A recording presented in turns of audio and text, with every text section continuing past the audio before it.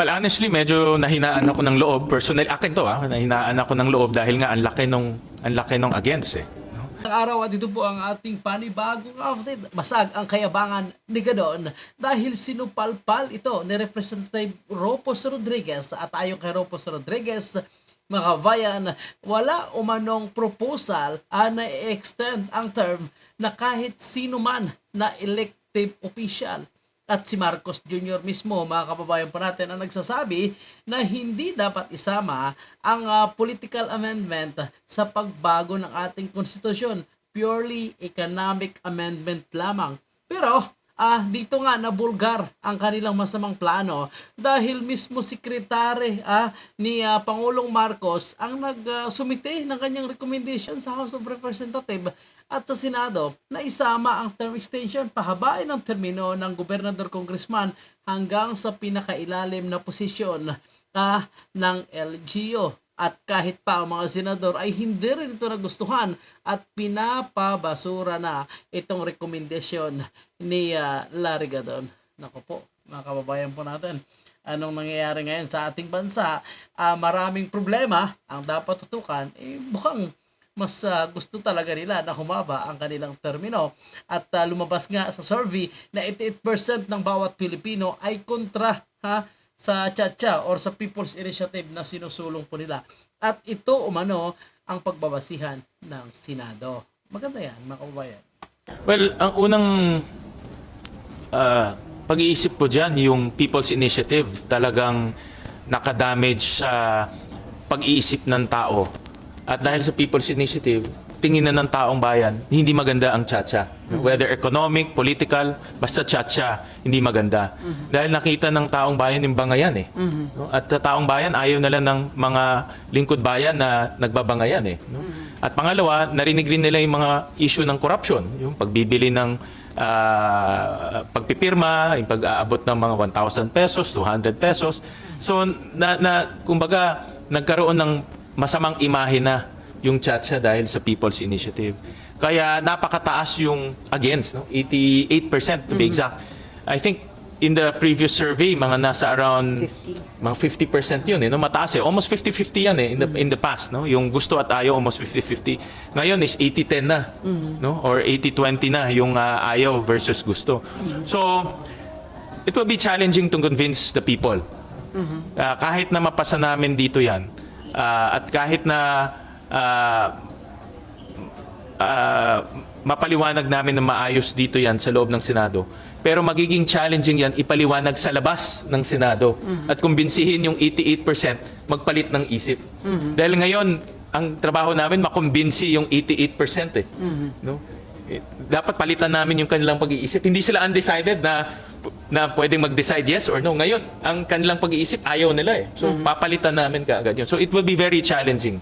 At yan ang dapat pag-usapan ng leadership pagdating ng itong pagpasok namin end of April, kung ano ang magiging impact nito sa pinag-uusapan naming Chacha ngayon. So possible, sir, na maging waste of time and waste of money kung pagdating nga sa plebisito, hindi naman makuha yung suporta ng publiko? Nasabi ko nga kahapon sa sa kwentuhan natin na isang paraan para makumbinsi ang tao, mag-advertise ka. Pero magastos ang advertising.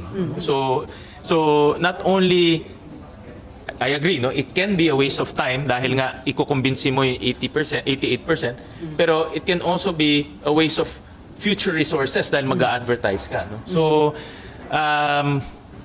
kumbaga naging mas malaking hamon ngayon ipasa ang charter change, especially this economic charter change. So for now, wala pa, sir, pag-uusap ang Senate leadership about the survey? Wala pang formal na pag-uusap na kung ano yung magiging impact nitong survey. Very revealing itong Pulse Asia survey dahil yun na nga, hindi mo maalis sa isip mo na 88% tumututol sa Chacha. So yung survey na yun, the more na hindi dapat madaliin, sir, ng Senate? Correct. The more dapat ma-explain mabuti sa tao kung ano yung kabutihan nito para sa kanila. Dahil papalitan natin yung isip ng 88% eh. In other words, dapat makumbinsi mo doon mga 40% para maging majority yung yes, di ba? Kasi yes o no yung pag-check eh. Sang-ayon ka ba? Yes. Tumututol ka ba? No. So dapat 51% yung yes. So papalitan mo yun. Papalitan mo. Okay, Shen. Sir, tama ba?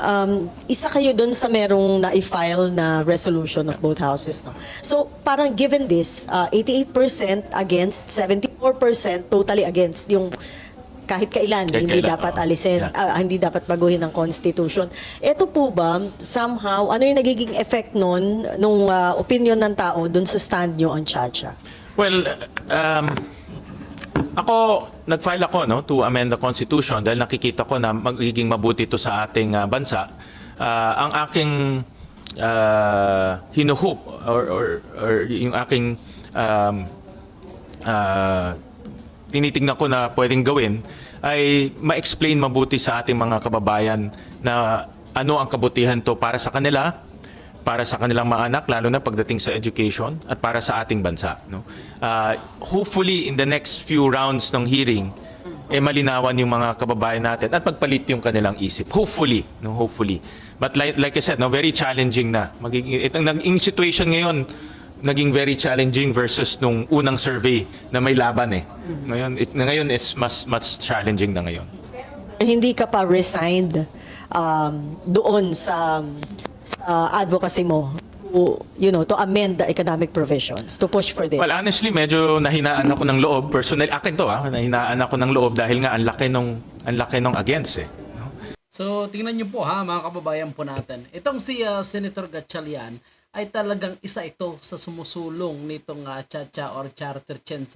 Pero ngayon, aminado siya na nahihinaan na siya, lalong-lalo na sa mga nangyayari ngayon at mukhang negatibong aksyon na ginagawa nitong House of Representatives. Kumbaga, pinagdududahan nila. May nakita silang magiging negative impact para sa Senado kung sakaling matuloy itong Chacha. At sa People's Initiative, tingnan mo may mga lumalabas na posibleng burahin itong Senado. So ngayon mga kababayan po natin, bumaliktad na ito, bumago na.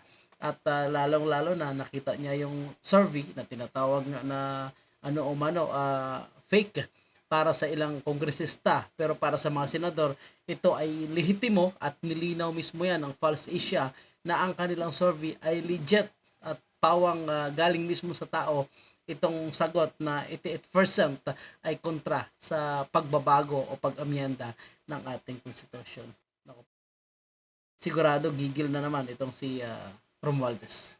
At I was hoping na 50-50 lang, so may chance na mapakita natin yung kabutihan. But like I said, ngayon ang effort mas mataas na.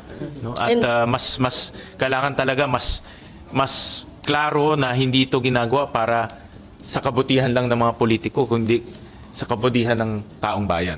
And then, Pero itong sinusulong ngayon o yung recommendation ni Gadon, mga kababayan po natin, klaro yan na ginagawa nila yan para sa administrasyon at lalong-lalo na sa nakaupo ngayon sa House of Representatives. Kasi may parliamentary type of government pa na nirerekomenda itong si Gadon, mga kababayan po natin. Kaya para sa ating mga kababayan, ay nakatanggap ng negatibong komento itong si Gadon at mukhang sumisip-sip umano ito sa administrasyon at mukhang may gusto pa na mas mataas na posisyon. Kasi sa ngayon, ang kanyang posisyon ay parang recommendation lamang ito eh. Parang wala talaga siyang specific na parang gumawa ng aksyon. Sa kanya is recommendation lang. Wala rin ito siyang budget na natatanggap pa na kasi under ito sa Office of the Presidente.